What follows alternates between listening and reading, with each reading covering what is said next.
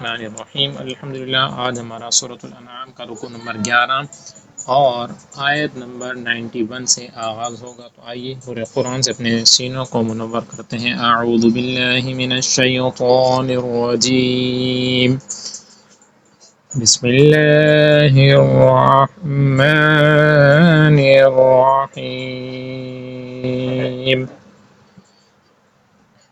وما قدروا الله حق قدره إذ قالوا ما أنزل الله على بشر من شيء۔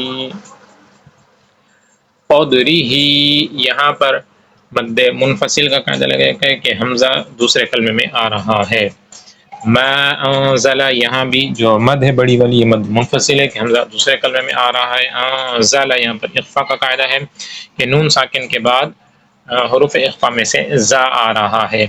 علی بشر یہاں پر ادغام کا قاعدہ ہے کیونکہ تنوین کے بعد حروف یرملون میں سے میم آ رہا ہے۔ من شیء یہاں پر نون ساکن کے بعد حروف اخفا میں سے شین آ رہا ہے، لہذا اخفا کا قاعدہ ہوگا، غنہ کر کے آپ نے پڑھنا ہوگا۔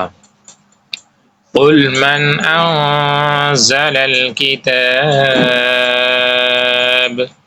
من انزل یہاں پر من کے اندر غنہ نہیں ہوگا، اس لیے کہ نون ساکن کے بعد حروف حلقی میں سے حمزہ آ رہا ہے، لہذا اظہار کا قاعدہ ہوگا، بغیر غنہ کے آپ نے پڑھنا ہوگا۔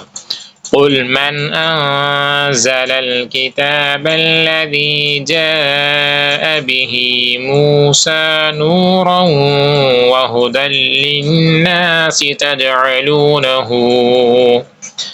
تجعلونه قراطيس تبدونها وتخفون كثيرا وعلمتم ما لم تعلموا أنتم ولا آباؤكم قل الله ثم ذرهم في خوضهم يلعبون۔ آیت نمبر 92۔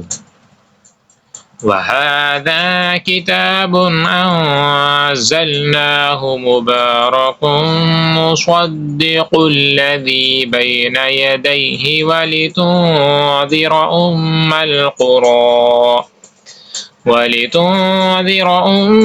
الْقُرَىٰ وَمَنْ حَوْلَهَا والذين يؤمنون بالآخرة يؤمنون به وهم على صلاتهم يحافظون۔ آیت نمبر 93۔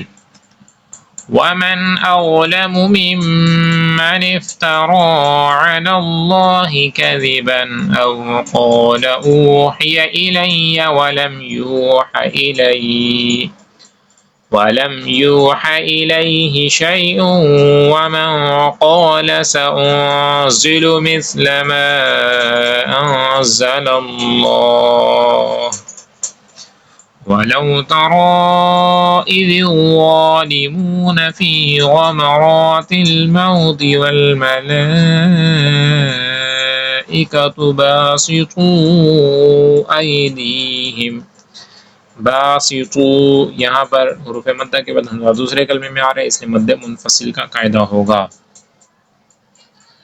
اخرجوا انفسکم، اخرجوا یہاں مد منفصل ہے کہ حمزہ دوسرے کلمے میں آ رہا ہے، اور انفسکم یہاں پر اخفا کا قاعدہ ہے کہ نون ساکن کے بعد حروف اخفا میں سے فا آ رہا ہے۔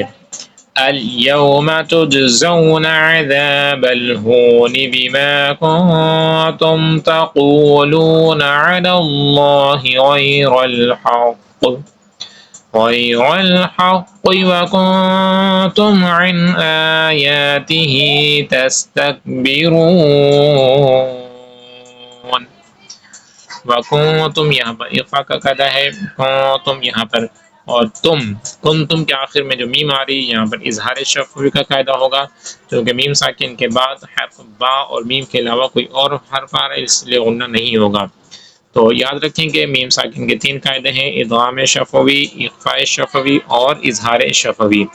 میم ساکن کے بعد دوسری میم آ جائے تو ادغام شفوی ہوتا ہے، یعنی غنہ کر کے پڑھنا ہوتا ہے، اور میم ساکن کے بعد حرف با آ جائے تو وہاں اخفاء شفوی ہوتا ہے، وہاں بھی غنہ کرنا ہوتا ہے۔ تیسرا ہے کہ میم ساکن کے بعد حرف میم یا با کے علاوہ کوئی اور حرف آ جائے تو وہاں اظہار شفوی ہوتا ہے، یعنی غنہ نہیں ہوتا۔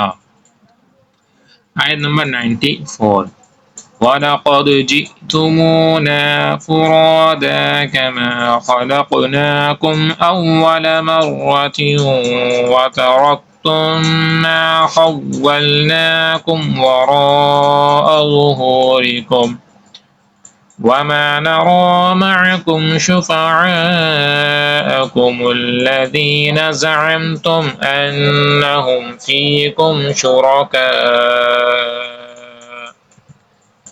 لقد تقطع بينكم وضل عنكم ما كنتم تزعمون۔ تو سامعین محترم، اس لائن کے شروع میں لقد تقطع پہلے تا ہے اور پھر طا ہے، تو اس چیز کا فرق رکھنا ہوگا کہ بعد میں جو طا ہے حروف مصالحہ میں سے اسے موٹا بھی پڑھنا ہوگا، یعنی قاف کو تا سے ملائیں گے لقد، پھر تا، لقد تقطع بینکم، اور اس طرح سے آپ نے اس کا خیال رکھنا ہوگا۔ تو آج الحمدللہ ہمارا جو سورۃ الانعام کا رکن نمبر 11 کمپلیٹ ہوا۔ اللہ پاک ہم سب کو نور قرآن سے اپنے سینوں کو منور کرنے، پڑھنے، سیکھنے، سمجھنے کی سعادت عطا فرمائے۔ السلام علیکم ورحمۃ اللہ وبرکاتہ۔